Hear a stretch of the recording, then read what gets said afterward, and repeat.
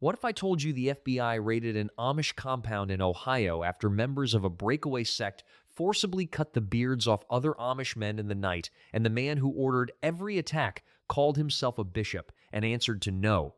1. The compound in Bergholz. Bergholz is a small, unincorporated community in Carroll County, Ohio, the kind of rural settlement that most people outside the state have never heard of and never had reason to. In 2011, it became the center of one of the most unusual federal criminal cases in American history. Nestled there was a compound belonging to a breakaway Amish sect, approximately 30 families living under the absolute authority of one man, cut off from the broader Amish world around them and from the outside world almost entirely. What was happening inside that compound had been going on for years before the FBI ever showed up. Who was Sam Mullet? Sam Mullet was the self-appointed bishop of the Bergholz community, a title he had given himself rather than earned through the traditional Amish process of selection by lot. He was in his late 60s, physically imposing, and by the accounts of those who lived under his authority, completely unwilling to be questioned on anything. He had built the Bergholz settlement around his own family and a small group of followers who had separated from the mainstream Amish community years earlier, citing disagreements over doctrine and practice. What made Mullet dangerous was not the separation itself, which is not unusual in Amish history, but what he built inside the separation. A community of 30 families with no accountability to any outside bishop, no connection to the broader church structure, and a leader who had decided that his authority over the people in his community was absolute and total. Sociologist Donald Craybill, one of the foremost scholars of Amish life, later described Mullet plainly. He was not accountable to anyone, he was not in fellowship with other Amish groups, and he believed he was invincible. The beard and what it means. To understand why cutting a beard is a federal hate crime, you have to understand what the beard means to an Amish man. It is not simply facial hair. It is one of the most visible and sacred expressions of Amish male identity. When an Amish man marries, he stops shaving and lets his beard grow for the rest of his life. It is a mark of his commitment to his faith, his wife, and his community. It is governed by the Ordnung. It is never cut voluntarily. Removing it forcibly is not a minor humiliation. It is a direct assault on everything the man has publicly committed himself to before his God and his community. Similarly, an Amish woman's hair is never cut after she joins the church. It is kept long, always covered in public, a symbol of her submission to God and to the faith she has vowed to uphold. Cutting it forcibly carries the same weight. Both acts, against men's beards and women's hair, are the equivalent of tearing the most sacred visible markers of a person's identity from their body without consent. This is what Sam Mullet ordered his followers to do, and this is why federal prosecutors eventually argued it qualified as a religiously motivated hate crime. The attacks begin. The attacks took place in September and October of 2011 and targeted Amish men and women that Mullet had decided were not sufficiently respectful of his authority or properly following the faith as he defined it. Groups of men from the Bergholz compound traveled to the homes of these targets, arrived without warning, often after dark, and forcibly held them down while others cut off their beards and, in the case of women, cut their hair. The victims were not strangers. They were relatives, former community members, and Amish neighbors who had questioned Mullet or simply fallen out of his favor. The attacks were carried out by Mullet's sons and other men from the compound who did not question his authority. They brought battery-powered clippers and scissors. They entered homes. They held people against their will. They cut beards and hair while the victims were restrained, then left. The targeted families were left shaken, publicly marked in a way that the entire Amish community understood immediately, their most visible symbols of faith visibly violated in an act that communicated one thing clearly: that Sam Mullet had decided they deserved to be degraded, and that no one in the Bergholz compound had told him no. What happened inside the compound? Federal prosecutors revealed during the trial what life inside the Bergholz compound actually looked like, and it bore little resemblance to the Amish life that the outside world knows. Mullet had established himself not simply as a religious authority, but as a figure with total control over the personal lives of every family on the property. Members who disobeyed him were punished physically. Some were forced to sleep in chicken coops as correction. The community's isolation from the broader Amish world was not accidental. It was maintained deliberately, because contact with outside bishops or church structures would have introduced accountability that Mullet had no intention of accepting. Most disturbing was what federal authorities described as Mullet's sexual relationships with married women in the community. Prosecutors said he had told these women that their relationships with him were necessary to cleanse them spiritually, a justification that Amish theology does not recognize or support in any form. This was not a gray area of Amish practice. It was abuse conducted under the cover of religious authority in a community where women had been conditioned to accept what Mullet told them without question. The compound's isolation had, over years, created exactly the conditions under which this kind of control becomes possible: total authority in the hands of one man, with no mechanism for anyone inside to challenge it. The victims went to the FBI. This is the detail that many people find surprising. Amish victims of the beard-cutting attacks went to law enforcement. The Amish are deeply committed to non-resistance and separation from the state's legal structures. They typically handle internal disputes through the church rather than the courts. They do not vote, do not serve in the military, and generally avoid engagement with government institutions wherever possible.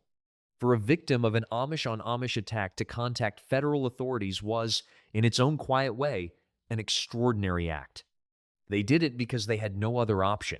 The attacks were coming from a community that had placed itself beyond the reach of normal Amish accountability structures. There was no bishop they shared with Mullet to appeal to. There was no church council that connected the Bergholz sect to the broader community. The traditional mechanisms of Amish conflict resolution simply did not reach across the boundary that Mullet had drawn around his compound. Law enforcement was, for these victims, the only avenue that could actually reach him.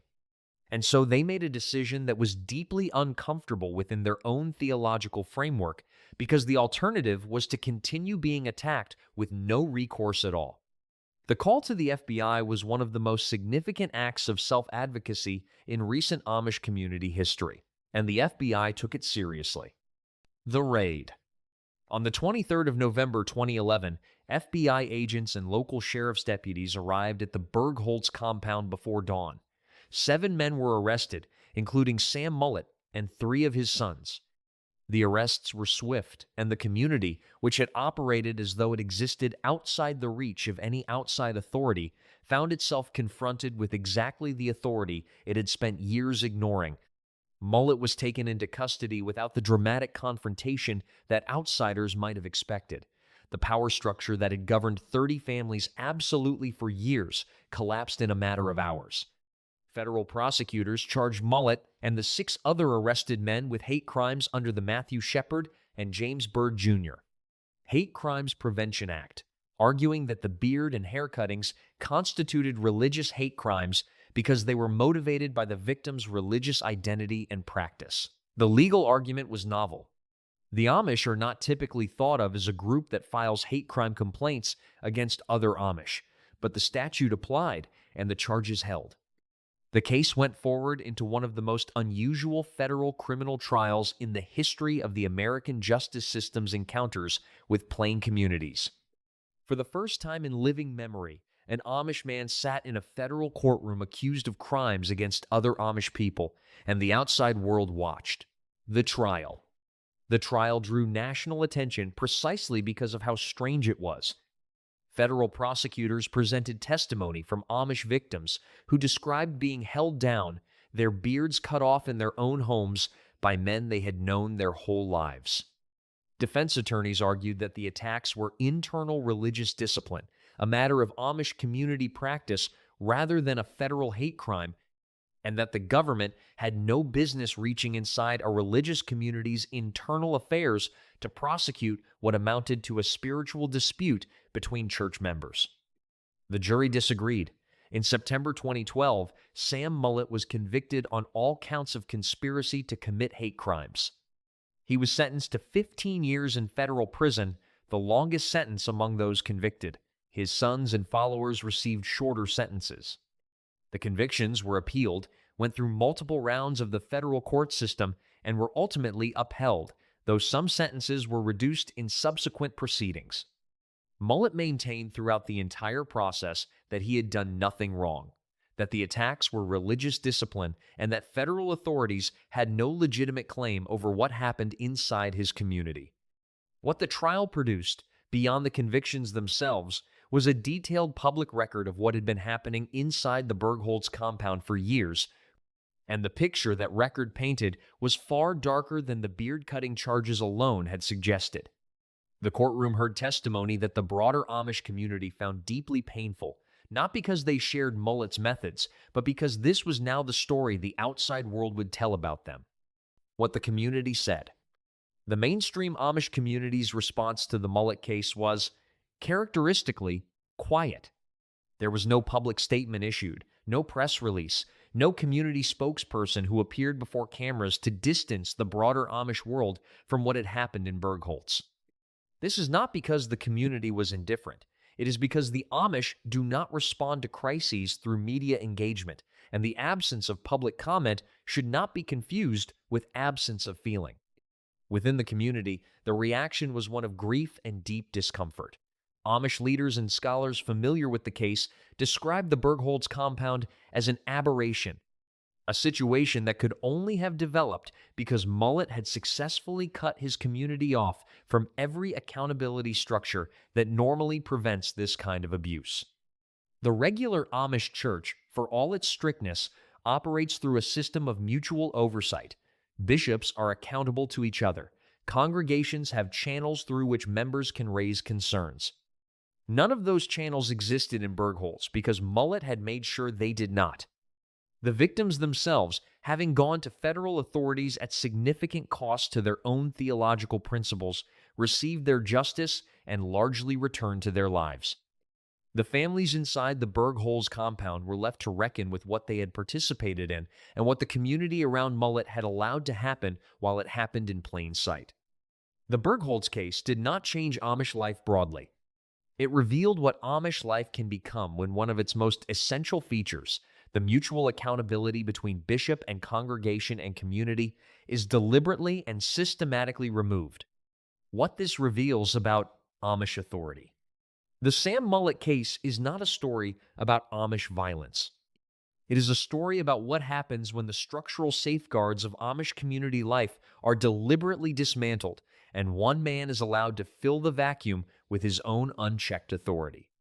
The Amish church works, for most of its history in most of its communities, precisely because authority is distributed and accountable. A bishop in Lancaster County cannot make decisions that violate the broader ordnung without eventually facing pushback from neighboring bishops, from the congregation, from the collective body of the church. That web of accountability is the system's immune response to exactly the kind of abuse Mullet perpetrated. Mullet removed that web. He separated his community from every church connection that could have challenged him. He created a physical compound that limited contact with the outside world. He made himself the sole interpreter of Scripture, the sole authority on discipline, the sole arbiter of who was faithful and who needed correction. And the people around him, raised in a tradition that teaches submission to church authority, did not have the tools or the standing to recognize that the authority they were submitting to had ceased to function as Amish authority and had become something else entirely. What the FBI found inside the Bergholz compound was not a secret about Amish life. It was a warning about what any closed community becomes when accountability is removed and one person is allowed to hold total power over the people who trust them.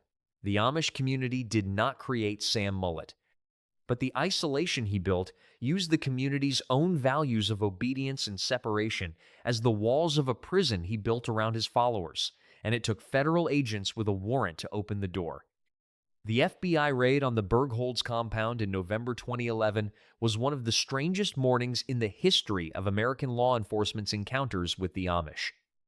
Federal agents in an Amish settlement in eastern Ohio arresting a man who called himself a bishop on hate crime charges brought by Amish victims who had made the deeply uncomfortable decision to seek justice from the very government their faith had always told them to stay away from. It was an unlikely convergence of two worlds that do not normally meet, forced together by the specific failure of one man to contain himself within any of the limits his own community was supposed to impose on him. Sam Mullet served his sentence in federal prison. The Bergholz community continued to exist in some form, its members left to reconstruct their lives and their faith without the man who had built the compound around himself. The victims returned to their own lives, their beards grown back, their wounds less visible, but not entirely gone. The case was closed in the legal sense years before anyone in it stopped feeling its weight. What it left behind is harder to close. The Bergholz case asked a question that the Amish community has had to sit with quietly ever since. How does a community built on submission and authority protect itself from the man who takes that submission and uses it for himself? The answer in this case was that it did not. The answer, ultimately, had to come from outside. And the outside world, for once in Amish history, was the thing that protected the community rather than the thing the community was protecting itself from.